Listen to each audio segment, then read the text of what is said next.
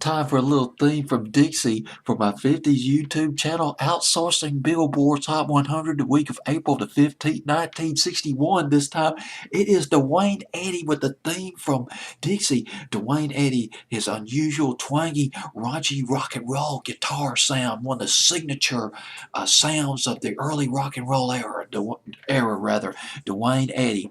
Big hits like Rebel Rouser and Peter Gunn. I'll get into that in just a minute. He learned how to play the guitar when he was 5 years old. When he was 16, he bought a new guitar. He formed a duo. It was called Dwayne and Jimmy. They performed for a radio show. It was at a station called KCKI, or KCKY rather. Their frequency was 1150. They were in Arizona. They met a DJ who would make things happen for Dwayne Eddy. He would also make things happen for Nancy Sinatra later in the 60s. One of the signature figures behind the scenes of pop music and rock and roll back in the 50s and 60s. They met a DJ named Lee Hazelwood. That was his name.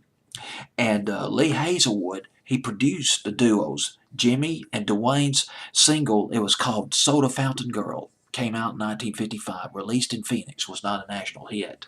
Later on, around 1957, 1958, Dwayne Eddy signed a recording contract with Lester Seal and Lee Hazelwood. This was for Phoenix, to record in Phoenix, at a recording studio in Phoenix. Rebel Rouser came out, produced by Lester Seal and Lee Hazelwood. Cannonball Ramrod, produced by Lester Seal, Lee Hazelwood. And theme from Dixie, Peter Gunn, another big hit. Theme from Peter Gunn. Guy had that fantastic guitar sound. Theme from Dixie.